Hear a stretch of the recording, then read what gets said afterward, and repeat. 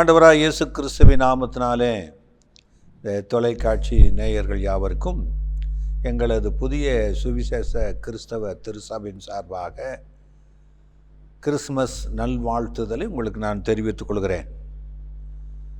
இந்த அருமையான நாட்களிலே உலகமெல்லாம் பல கோடி மக்கள் இயேசுவின் பிறப்பை மகிழ்ச்சியோடு கொண்டாடி கொண்டிருக்கிறார்கள்.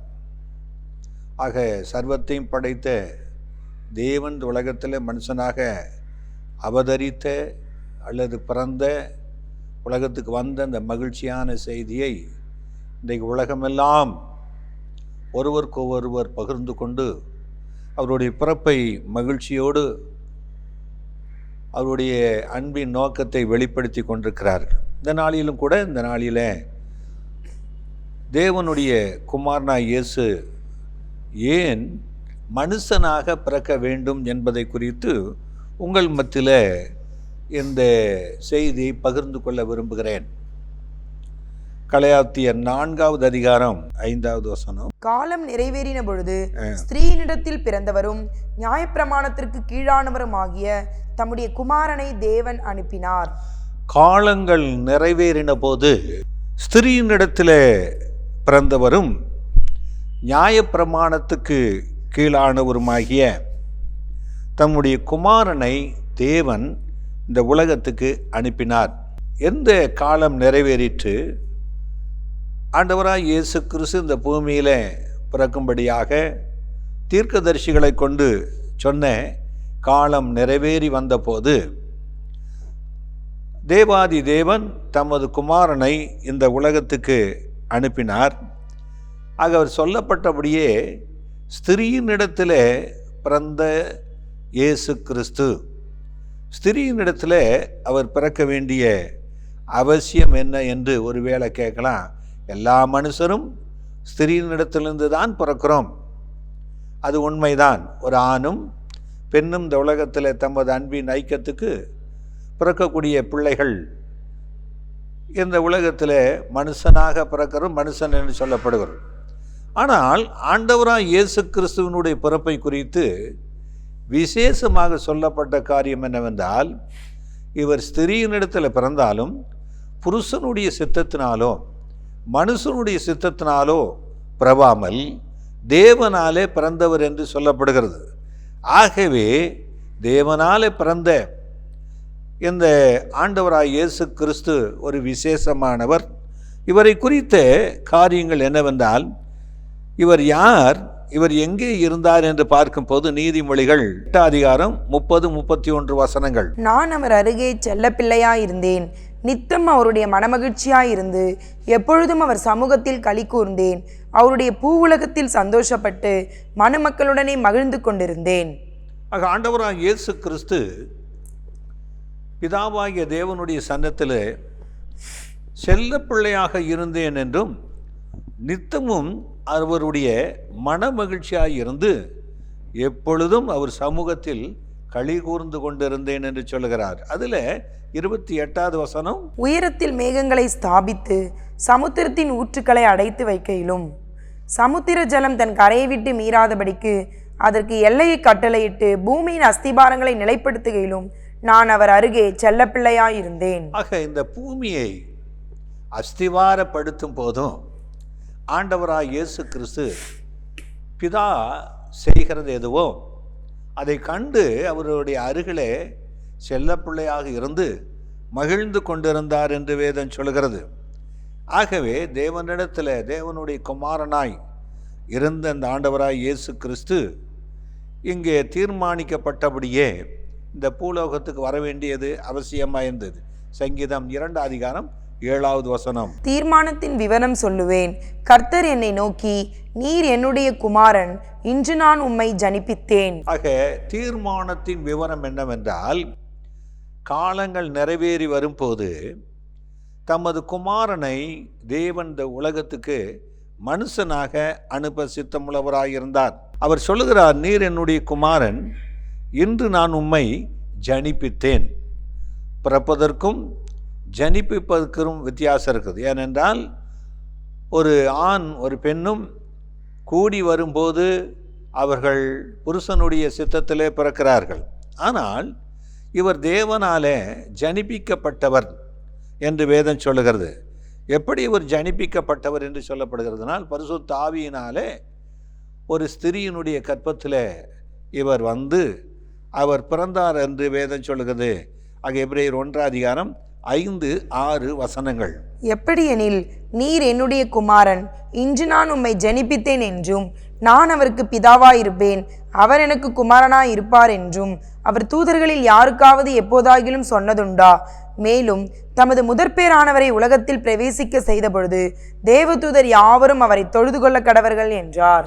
ஆக ஸ்திரீயின் கற்பத்தில் ஜனிப்பிக்கப்பட்ட இவரை பிதாவாகிய தேவன், நீர் என் குமாரன், நான் உன் தேவனாய் இருப்பேன் என்று உரிமை பாராட்டுவதோடு மாத்திரமில்லாதபடி, நான் இன்று உம்மை ஜனிப்பித்தேன் என்று சொன்னவர் தம்முடைய முதற்பேரான குமாரனாக இந்த உலகத்தில் பிரவேசிக்க செய்தபோது அவர் சகல ஜனங்களும் தேவதூதர்களும் அவரை தொழுது கொள்ள வேண்டும் என்கிற ஒரு கட்டளையை தேவன் அவர் கொடுத்திருக்கிறார்.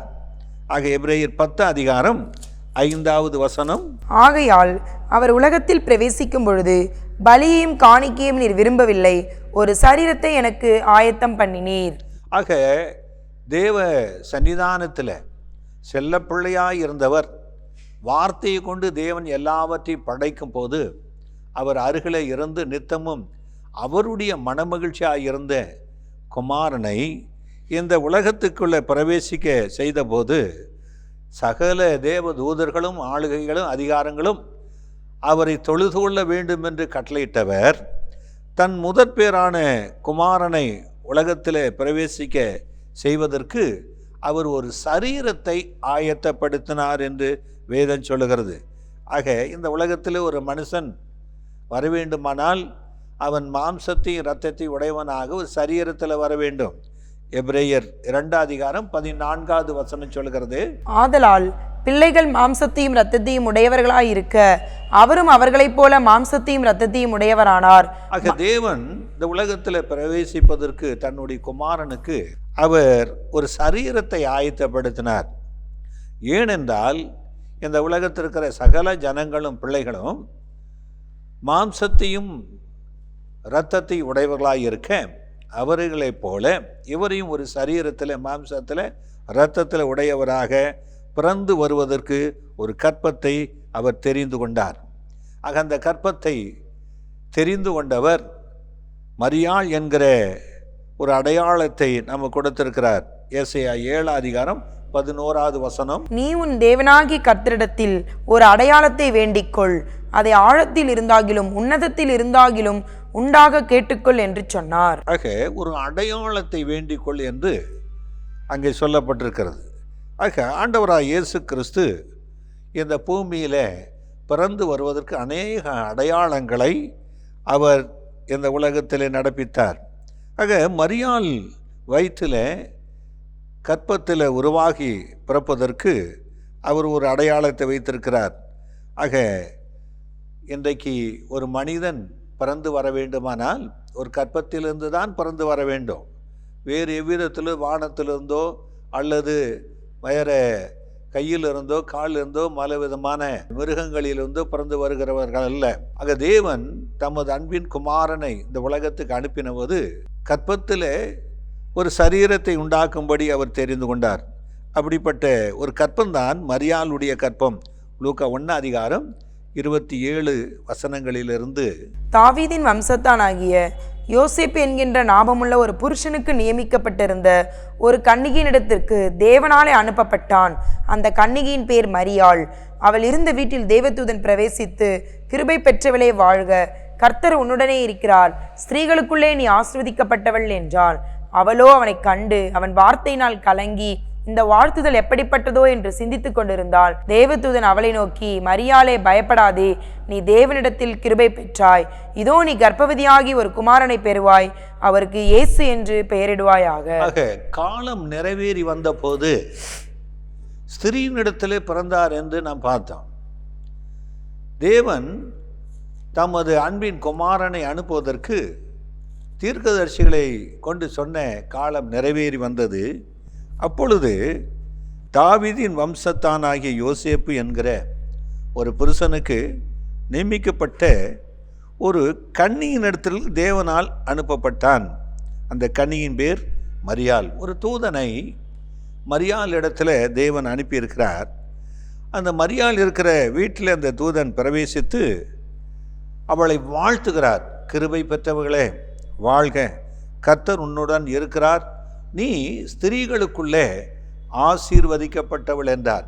அன்பு தேவனுடைய பிள்ளைகளே, அந்த காலங்களிலே மேசியா பிறப்பார் என்று சொல்லப்பட்டிருந்தது. ஆக அநேக கன்னி பெண்கள் தன்னிடத்தில் பிறக்க வேண்டும் என்று அவர் எதிர்பார்த்து காத்திருந்தார்கள். ஆனால் தேவதூதனோ இந்த மரியாள் இடத்துல பிரவேசித்து அவளை வாழ்த்தின போது அவள் பயந்தால், அந்த வாழ்த்துதலை சிந்தித்து கொண்டிருந்தால், அப்பொழுது தேவதூதன் அவளை பார்த்து சொல்லும், மரியாளை பயப்படாதே, நீ தேவனிடத்தில் கிருபை பெற்றால், இதோ நீ கர்ப்பவதியாகி ஒரு குமாரனை பெறுவாய், அவருக்கு இயேசு என்று பெயரிடுவாயாக என்று சொன்னார். ஆக இப்படி வாழ்த்துதல் சொன்னதோடு மாத்திரமல்ல, ஒரு பெரிய புதுமையான காரியத்தை அவளுக்கு வைக்கிறார். நீ கர்ப்பவதியாகி ஒரு குமாரனை பெறுவாய், அவளுக்கு இயேசு என்று பெயரிடு என்று. அவரை குறித்து அவளுக்கு சொல்லக்கூடிய காரியம் என்ன? அவர் பெரியவராயிருப்பார், உன்னதமானவருடைய குமாரன் எனப்படுவார், கர்த்தராகிய தேவன் அவருடைய பிதாவாகிய தாவீதின் சிங்காசனத்தை கொடுப்பார், அவர் யாக்கோப்பின் குடும்பத்தார் என்றென்றைக்கு அரசாழ்வார், அவருடைய ராஜ்யத்துக்கு முடிவுறாது என்றார். அப்பொழுது மரியாள் தேவதூதனை நோக்கி, இது எப்படி ஆகும்? நான் இன்னும் ஒரு புருஷனுக்கு வாழ்க்கைப்பட்டு போகவில்லையே என்று கேட்கிறாள். தேவதூதன் அதுக்கு பிரதியுத்தரமாக 35வது வசனம், தேவதூதன் அவளுக்கு பிரதியுத்தரமாக, பரிசுத்த ஆவி உன்மேல் வரும், உன்னதமானவருடைய பலம் உன்மேல் நிழலிடும், ஆதலால் உன்னிடத்தில் பிறக்கும் பரிசுத்தம் உள்ளது தேவனுடைய குமாரன் எனப்படும். ஆக தேவதூதன் அவள் பயந்த காரியத்தை வெளிப்படுத்தும்படி போக்கும்படியாக ஒரு காரியத்தை சொல்கிறார். பரிசுத்த ஆவியானவர் உன்னிடத்தில் வருவார், அவர் உன்னதமானுடைய பலம் உன்மேலே நிழலிடும், ஆதலால் உன்னிடத்தில் பிறக்கிறவர் பரிசுத்தம் உள்ளவர், அவர்தான் தேவனுடைய குமாரன் எனப்படுவார் என்று சொல்லும்போது ஒரு அடையாளத்தை மரியாளுக்கு காண்பிக்கிறார். என்ன அடையாளம் என்றால் 36வது வசனம், இதோ உனக்கு இனத்தாளாயிருக்கிற எலிசபெத்தும் தன் முதிர் வயதிலே ஒரு புத்திரனை கற்பந்தரித்திருக்கிறாள், மலடி எனப்பட்ட அவளுக்கு இது 6ஆம் மாதம், தேவனாலே கூடாத காரியம் ஒன்றுமில்லை என்றான். ஆக இந்த வாழ்த்துதலை கேட்டு பயந்த மரியாள் ஒரு பெரிய தேவனுடைய திட்டத்தை அவள் அறிந்து கொண்ட போது அது எப்படி ஆகும் என்று தேவதூதனிடத்தில் கேட்டபோது, நீ கர்ப்பவதியாகி ஒரு குமாரனை பெறுவாய், அவருக்கு இயேசு என்று பெயரிடுவாயாக என்று வாழ்த்துறார். அது எப்படி ஆகும்? பரிசுத்த ஆவியானவர் உன்மேல நிழலிடுவார், ஆகவே உன்னிடத்தில் அவர் பிறக்கிற பிள்ளையான பரிசுத்தமானது தேவனுடைய குமாரன் என்று சொன்னதை அவள் விசுவாசிக்க வேண்டும், அதை சுதந்திரித்து கொள்ள வேண்டும் என்பதற்காக ஒரு அடையாளத்தை காண்பிக்கிறார். என்ன அடையாளம் என்றால், உனக்கு இனத்தாளாய் இருக்கிற எலிசபெத் தன் முதிர் வயதில் ஒரு புத்திரனை கற்பந்தரித்திருக்கிறாள், மலடி எனப்பட்ட அவளுக்கு இது 6வது மாதம் என்று தேவதூதன் சகரியாவின் மனைவியாக எலிசபெத்துக்கு உண்டான அந்த மேன்மையான காரியத்தை வெளிப்படுத்துகிறான். ஆகவே தேவனால கூடாத காரியம் ஒன்றுமில்லை என்று அந்த மரியாளுக்கு தினம் சொன்ன போது இவள் அதை அந்த அடையாளத்தை பார்க்க எலிசபெத் வீட்டுக்குள்ளே பிரவேசிக்கிற போது சாலோம் என்று வாழ்த்துகிறாள். அந்த வாழ்த்துதலை கேட்டபோது எலிசபெத் வயிற்றிருக்கிற பிள்ளை களிப்பாய் துளிற்று. 41வது வசனம், எலிசபெத் மரியாளுடைய வாழ்த்துதலை கேட்டபொழுது அவளுடைய வயிற்றிலிருந்த பிள்ளை துள்ளிற்று, எலிசபெத் பரிசுத்த ஆவியினால் நிரப்பப்பட்டு உரத்த சத்தமாய், ஸ்திரீகளுக்குள்ளே நீ ஆசீர்வதிக்கப்பட்டவள், உன் கர்ப்பத்தின் கனியும் ஆசீர்வதிக்கப்பட்டது. ஆக இவள் எலிசபெத் வீட்டுக்குள்ளே பிரவேசித்த போது வாழ்த்துகிறாள். அந்த வாழ்த்துதல் சத்தத்தை கேட்டபோது எலிசபெத் வயிற்றிருக்கிற பிள்ளை களிப்பாய் பரிசுத்த ஆவியில் துள்ளிற்று. எலிசபெத் பரிசுத்த ஆவியில் நிறைந்து அந்த நேரமே சொல்றார் உரத்த சத்தமாய், நீ ஸ்திரீகளுக்குள்ளே ஆசீர்வதிக்கப்பட்டவள், உன் கற்பத்தின் கனியும் ஆசீர்வதிக்கப்பட்டது என்று அந்த நேரமே அவளுடைய கற்பத்தில் உற்பத்தியாக இருக்கிற தேவனுடைய குமாரனாய் இயேசு என்பதை அடையாளப்படுத்தும்படியாக அவள் அறிவிக்கிறதை பார்க்கிறோம். அன்பான தேவனுடைய பிள்ளைகளே, இப்படிப்பட்ட மேன்மையான வாக்கு தத்தத்தை பெற்றுக்கொண்ட மரியாள் அவள் சொல்லுகிறாள், என் ஆத்துமா கர்த்தரை மகிமைப்படுத்துகிறது, என் ஆவி இரட்சகரில் களி கூறுகிறது என்று சொல்லி தேவனை மகிமைப்படுத்துகிறது. இது முதல் எல்லா சந்ததிகளும் என்னை பாக்கியவதி என்று வாழ்த்துவார்கள் என்று தேவனுடைய நாமத்தை மகிமைப்படுத்துறதை பார்க்கிறோம். அவ்விதமாகவே மரியாளுடைய வயிற்றிலே ஆண்டவராய் இயேசு கிறிஸ்து கற்பத்திலே அவர் உதித்திருக்கிறார் என்று ஜனிப்பிக்கப்பட்டிருக்கிறார் என்று விளங்குகிறது. அடுத்ததான காரியம், யோசேப்புக்கு ஒரு அடையாளத்தை தேவன் காண்பிக்கிறார். ஆக லூக்கா 2:34 பின்னும் சிமியோன் அவர்களை ஆசீர்வதித்து அவருடைய தாயாகிய மரியாளை நோக்கி, இதோ அநேகருடைய இருதய சிந்தனைகள் வெளிப்படத்தக்கதாக இஸ்ரவேலில் அநேகர் விழுகிறதற்கும் எழுந்திருக்கிறதற்கும் விரோதமாய் பேசப்படும் அடையாளமாவதற்கும் இவர் நியமிக்கப்பட்டிருக்கிறார். ஆக இயேசு கிறிஸ்து அநேகர் விழுந்து போவதற்கும் எழுந்திருப்பதற்கும் அடையாளமாக நியமிக்கப்பட்டிருக்கிறார் என்று சிமியோன் சொல்லுகிற வார்த்தையின்படி யோசேப்புக்கு ஒரு அடையாளத்தை காண்பிக்கப்படுகிறது. மத்தேயு 1:20 அவன் இப்படி சிந்தித்துக் கொண்டிருக்கையில் கர்த்தருடைய தூதன் சொப்பனத்தில் அவனுக்கு காணப்பட்டு, தாவீதின் குமாரனாகிய யோசேப்பே, உன் மனைவியாகிய மரியாளை சேர்த்து கொள்ள ஐயப்படாதே, அவளிடத்தில் உற்பத்தியாயிருக்கிறது பரிசுத்த ஆவியினால் உண்டானது, அவள் ஒரு குமாரனை பெறுவாள், அவருக்கு இயேசு என்று பெயரிடுவாயாக, ஏனெனில் அவர் தமது ஜனங்களின் பாவங்களை நீக்கி அவர்களை ரட்சிப்பார் என்றான். இவ்விதமாக யோசேப்பு தனக்கு நியமிக்கப்பட்ட மரியாள் கர்ப்பவதியாய் இருக்கிறாள் என்று கேள்விப்பட்ட போது அவன் நீதிமானும் உத்தமனுமாய் இருந்தபடியினாலே அவளை அவமானப்படுத்த மனதில்லாமல் இரகசியமாய் தள்ளிவிடலாம் என்று அவன் யோசனையிலே படுத்து கொண்டிருக்கிறான். அந்த நேரத்தில் கர்த்தருடைய தூதனானவர் அவருக்கு தரிசனமாகி சொல்லக்கூடிய வார்த்தை, கர்த்தருடைய தூதன் சொப்பனத்தில் அவனுக்கு காணப்பட்டு, தாவீதின் குமாரனாகிய யோசேப்பே, உன் மனைவியாகிய மரியாளை சேர்த்து கொள்ள ஐயப்படாதே, அவளிடத்தில் உற்பத்தியாயிருக்கிறது பரிசுத்த ஆவியினால் உண்டானது. ஆக அவள் ஒரு குமாரனை பெறுவார், அவர் இயேசு என்று பெயரிடு என்று சொல்லி அவர் ஜனங்களின் பாவங்களை நீக்கி ரட்சிக்கிறவர் என்று சொல்லப்பட்டது. ஆக தீர்க்கதரிசியின் மூலமாய் உரைக்கப்பட்டதெல்லாம் நிறைவேறும்படி இது நடந்தது என்று சொல்லப்படுகிறது. ஆக எப்படி யோசேப்பு இதை நம்ப முடியும் என்றால், அவன் வேதத்தை அறிந்தவன், வேதத்தை விசுவாசித்தவன். வேதத்தில் சொல்லப்பட்ட ஏசாயா தீர்க்க தரிசனம் 7:14, 15, 16 அவனுக்கு தேவதூதன் எடுத்து காட்டுவதை பார்க்கலாம். ஆதலால் ஆண்டவர் தாமே உங்களுக்கு ஒரு அடையாளத்தை கொடுப்பார், இதோ ஒரு கன்னிகை கர்ப்பவதியாகி ஒரு குமாரனை பெறுவாள், அவருக்கு இம்மானுவேல் என்று பெயரிடுவாள், தீமையை வெறுத்து நன்மையை தெரிந்து கொள்ள அறியும் வயது மட்டும் அவர் வெண்ணையும் தேனையும் சாப்பிடுவார், அந்த பிள்ளை தீமையை வெறுக்கவும் நன்மையை தெரிந்து கொள்ளவும் அருகிறதற்கு முன்னே நீ அருவருக்கிற தேசம் அதன் 2 ராஜாக்களால் விட்டுவிடப்படும். ஆக இங்கே யோசேப்புக்கு தேவதூதன் ஒரு அடையாளத்தை காண்பிக்கிறார். என்ன அடையாளம் என்றால், ஏசாயா தீர்க்க தரிசனம் சொல்லப்பட்ட காரியம் என்ன, தாவீதின் குமாரனாக பிறக்கிற தேவகுமாரன் இம்மானுவேல் என்று அழைக்கப்படுவார், ஏனென்றால் தேவன் நம்மோடு இருக்கிறார் என்று அவர்தாமே அந்த அடையாளத்தை சொன்னபோது யோசேப் நித்திரை தெளிந்து எழுந்து கர்த்தருடைய தூதன் கட்டளையிட்டபடியே தன் மனைவியை அவன் சேர்த்து கொள்வதாக பார்க்கிறான். ஆக தன் முதற்பேரான குமாரனை இயேசுவை பெற்றெடுக்கிற வரைக்கும் அவளை அறியாதிருந்தான் என்று வேதம் சொல்லுகிறதாக. 2வது அடையாளம் யோசேப்புக்கு கொடுக்கப்பட்ட அடையாளம். 3வதான ஒரு அடையாளத்தை குறித்து நான் உங்கள் மத்தியில் வைக்க விரும்புகிறேன்.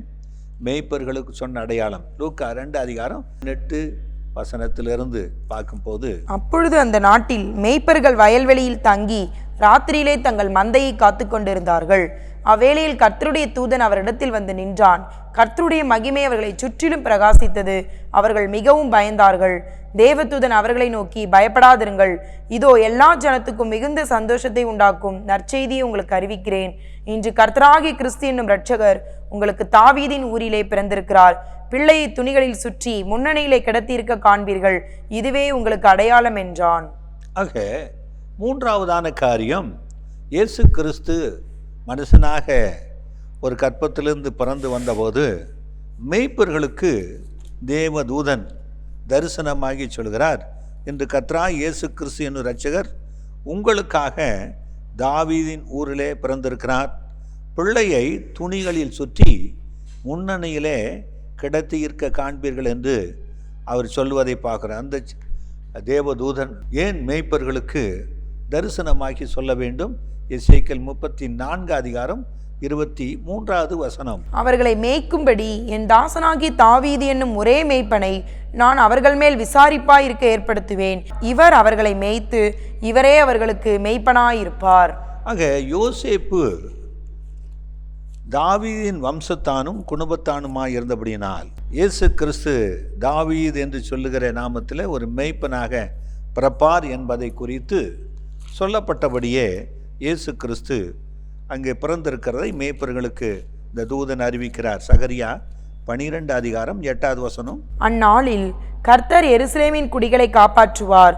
அவர்களில் தள்ளாடினவன் அந்நாளில் தாவீதைப் போல இருப்பான். தாவீதின் குடும்பத்தார் அவர்களுக்கு முன்பாக தேவனைப் போலும் கர்த்தருடைய தூதனைப் போலும் இருப்பார்கள்.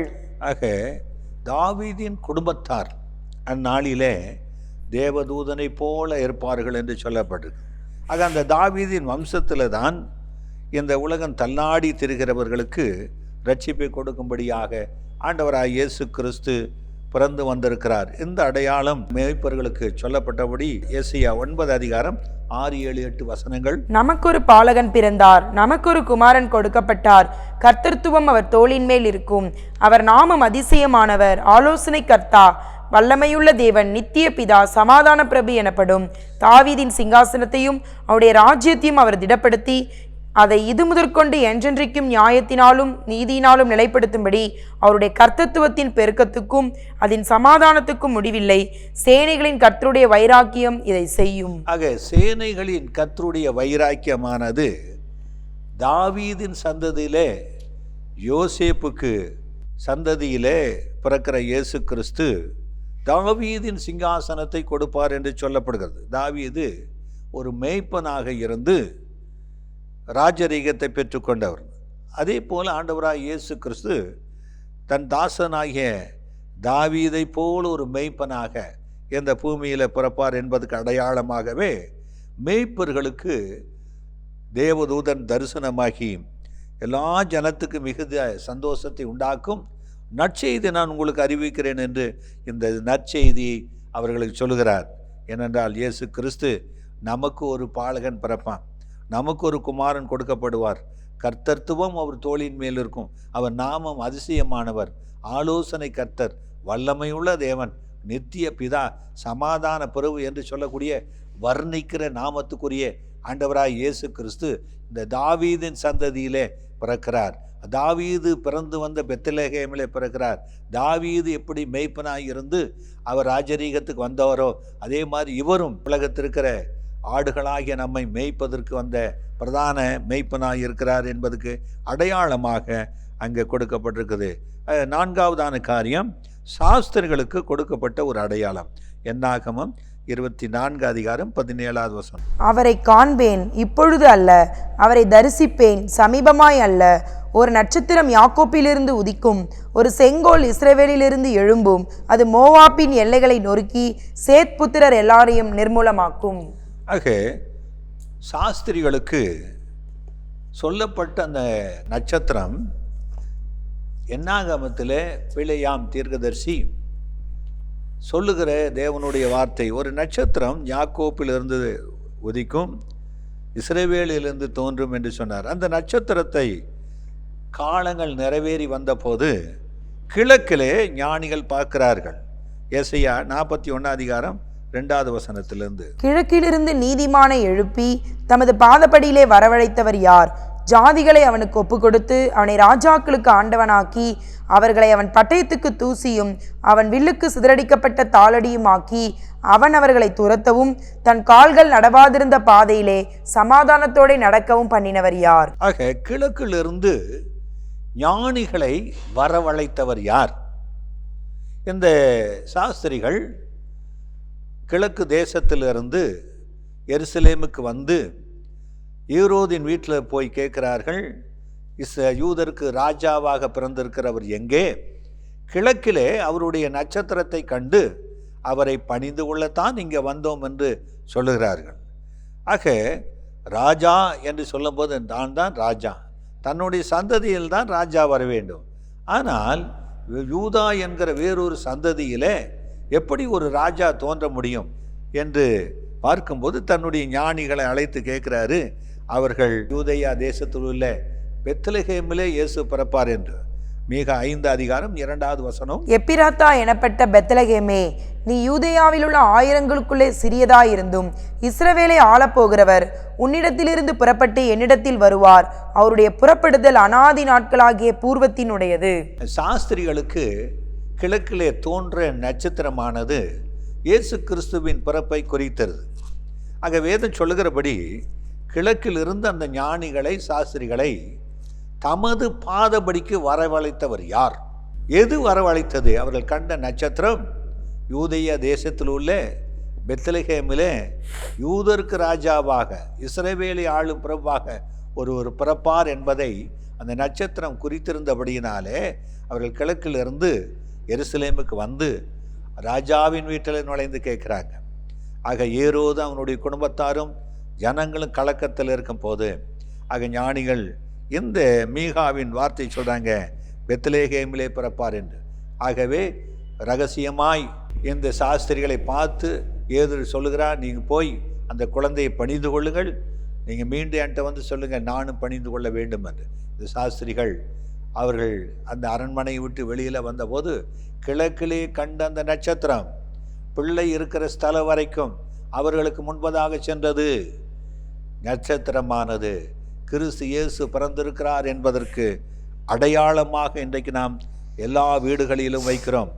5வதான காரியம், சிமியோனுக்கு ஒரு அடையாளத்தை காண்பித்தார். லூக்கா 2 அதிகாரம் 25வது வசனம். அப்பொழுது சிமியோன் என்னும் பேர் கொண்ட ஒரு மனுஷன் எருசலேமில் இருந்தான். அவன் நீதியும் தேவபக்தியும் உள்ளவனாயும் இஸ்ரவேலின் ஆறுதல் வர காத்திருக்கிறவனாயும் இருந்தான். அவன் மேல் பரிசுத்த ஆவி இருந்தார். ஆக சிமியோன் என்கிற தீர்க்கதரிசி எருசலேம் தேவாலயத்தில் அவன் ஆராதனை செய்து கொண்டிருக்கிறவன், பரிசுத்த ஆவியில நிரப்பப்பட்டவன். ஆக உலகத்துக்கெல்லாம் மகா தீர்க்கதரிசியானவர் பிறந்திருக்கிறார் என்று அவனுக்கு வெளிப்படுத்தி இருந்தார். அந்த ஆவியானவர் அவனை தேவாலயத்துக்கு கொண்டு வந்தாரு. 32வது வசனம், உம்முடைய இரட்சணியத்தை என் கண்கள் கண்டது என்றான். ஆக இயேசு கிறிஸ்து 8ஆம் நாளிலே விருத்த சேதனை செய்யும்படி கொண்டு வந்தபோது இயேசு கிறிஸ்துவை அவர் கைகளில் ஏந்தி பார்க்கும்போது இவர்தான் உலகத்தின் பாவத்தை சுமந்து தீர்க்கிற தேவாட்டுக்குட்டி, அநேகர் விழுந்து போவதற்கும் எழுந்திருக்கிறதுக்கும் தேவனால் நியமிக்கப்பட்ட தேவகுமாரன் என்று அடையாளம் காண்பிக்கப்பட்டபடினாலே அந்த இயேசுவை கையில் ஏந்தி சொல்றார், இரட்சணியத்தை என் கண்கள் கண்டதே என்று தேவனை மகிமைப்படுத்தினார். 6வதாக பவுல் சொல்லுகிறார், கலாத்தியர் 6 அதிகாரம் 17வது வசனம், இனிமேல் ஒருவனும் எனக்கு வருத்தம் உண்டாக்காதிருப்பானாக, கர்த்தராகிய இயேசு கிறிஸ்துவினுடைய அச்சடையாளங்களை நான் என் சரீரத்திலே தரித்து கொண்டிருக்கிறேன். ஆக கிழக்கிலே கண்ட சாஸ்திரிகள் நட்சத்திரம் நடத்தின பெத்லகேமுக்கு வந்து இயேசுவின் பாதத்திலே விழுந்தார்கள். தேவன் அவர்களை அவருடைய பாதங்களுக்கு கீழாக கொண்டு வந்தார். சிமியோன் கைகளில் ஏந்தி கொண்ட போது அவன் தரிசனத்தில் உன்னதமான தேவனுடைய குமாரன் இரட்சண்யம் என்று சொல்லி அடையாளத்தை கண்டுபிடித்தான். இந்த பவுலோ இயேசு கிறிஸ்துவையே தன் வாழ்க்கையில அடையாளமாக தரித்து கொண்டேன் என்று சொல்கிறார். 7வது காரியம், கலாத்தியர் 4 அதிகாரம் 19வது வசனம், என் சிறு பிள்ளைகளே, கிறிஸ்து உங்களிடத்தில் உருவாகும் அளவும் உங்களுக்காக மறுபடியும் கர்ப்பவேதனைப்படுகிறேன். ஆக ஒரே தரம் பிறப்பதும் மரிப்பதும் நியாய தீர்ப்பு அடைவதும் மனுஷனுக்கு நியமிக்கப்பட்டிருக்குது. இயேசு கிறிஸ்து ஒரே முறை இந்த பூமியில் சிறியின் கற்பத்திலிருந்து தேவ ஆவியினாலே பிறந்து வந்தார். அவர் பிறந்த காலங்களை குறித்து நட்சத்திரம் அந்த காலத்தை நமக்கு வெளிப்படுத்துகிறது. இன்றைக்கு அவருடைய பிறப்பை குறித்து தீர்க்கதரிசிகளுடைய வார்த்தைகள் எல்லாம் வெளிப்படுத்துகிறது. அவருடைய பிறப்பை குறித்து இன்றைக்கு உலக சரித்திரத்தை இரண்டாக பிரித்ததை வெளிப்படுத்துகிறது. ஆனால் ஆண்டவராய் இயேசு கிறிஸ்துவை இந்த அப்போஸ்தலனாகிய பவுல் சொல்கிறார், நான் தரித்து கொண்டேன் என்று. இன்றைக்கும் கூட அருமையான தேவனுடைய பிள்ளைகளே, கிறிஸ்து இயேசு நம்மில் உருவாக வேண்டும் என்று திருசபையானது இன்றைக்கு போதிக்கிறது. கிறிஸ்து நம்மில் உருவாகும் போது கிறிஸ்தவன் என்கிற பெயர் இருக்கும். ஆக கிறிஸ்தவனாக நம்மை வெளிப்படுத்தி காண்பிக்க வேண்டும் என்று ஆண்டவர் விரும்புகிறார். யோவான் 12:21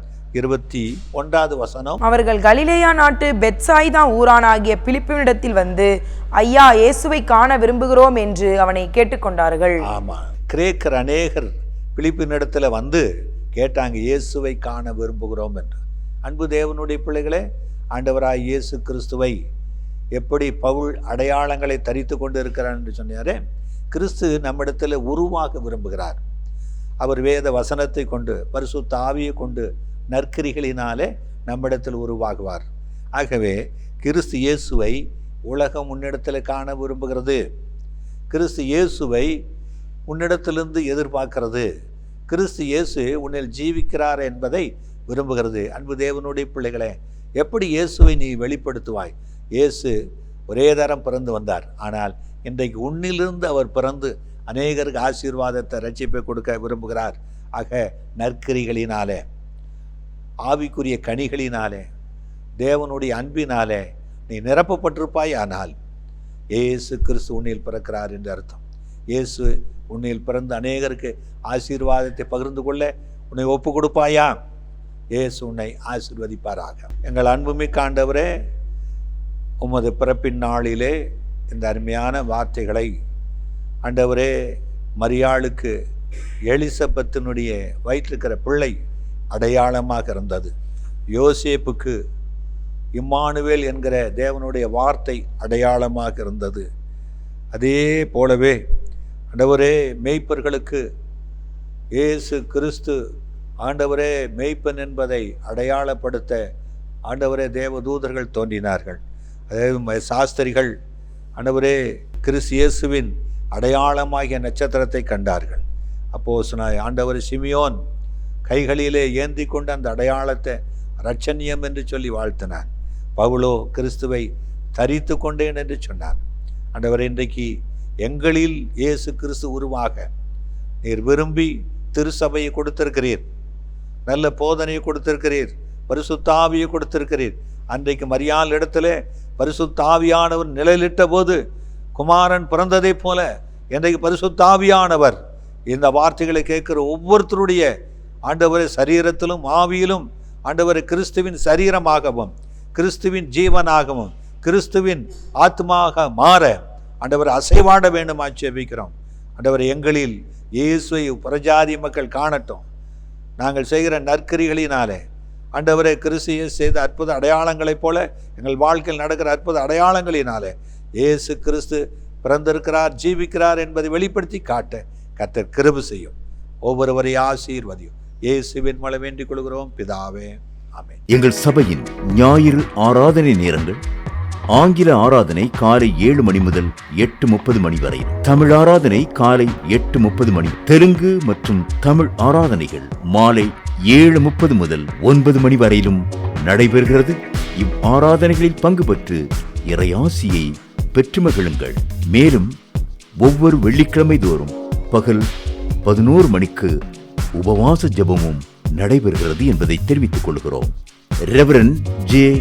ஜோதி பிரகாசம், புதிய சுவிசேஷ கிறிஸ்தவ திருச்சபை, ராஜீவ் காந்தி சாலை, OMR, புனித தோமா தெரு, எகாட்டூர், சென்னை 130.